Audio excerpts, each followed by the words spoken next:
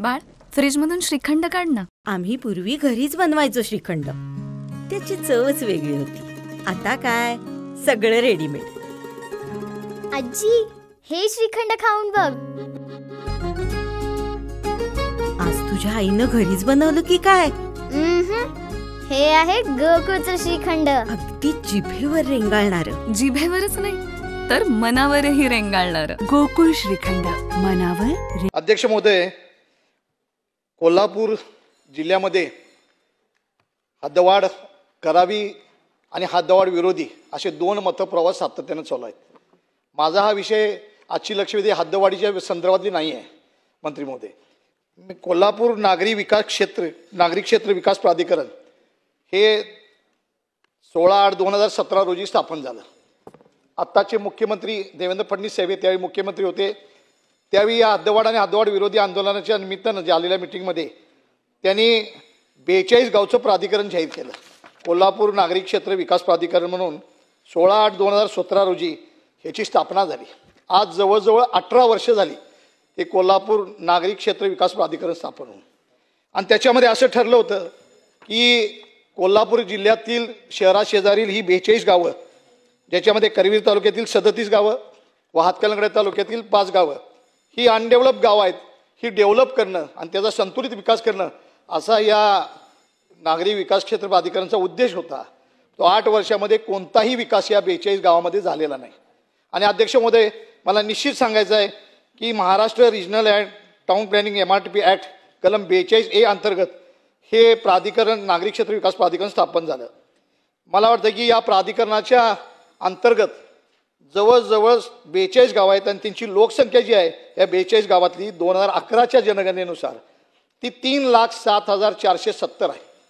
एवढी मोठी लोकसंख्या आहे. शहराशेजारची मोठी गावं आहेत. त्याचं क्षेत्रफळ आहे 252.95 चौरस किलोमीटर.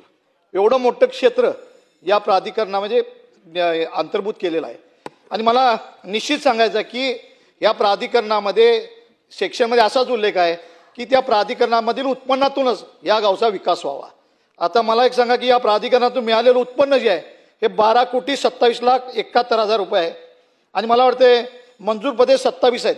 पदाचं मला आवश्यकता नाही आहे.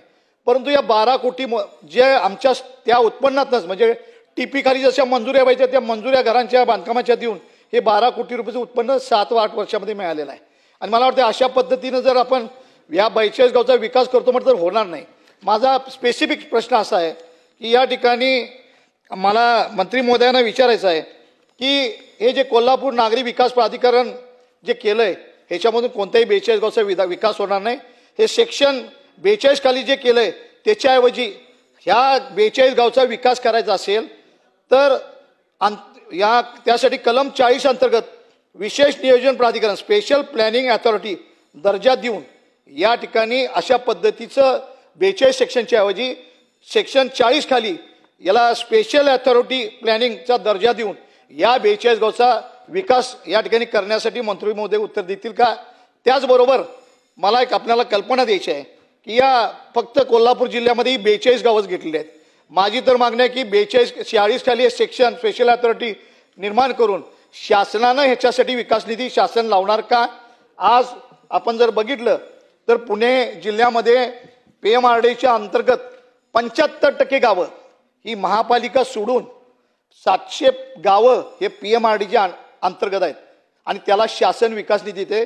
आत्तापर्यंत 1700 कोटी रुपये हे पुण्यातल्या महानगरपालिका सोडून बाहेरच्या 700 गावांना आज जवळजवळ 1700 कोटी रुपये पुणेचा विकास करण्यासाठी दिले. प्रश्न घ्या. कोल्हापूर हे महालक्ष्मीला आपण सातत्याने सगळे येता.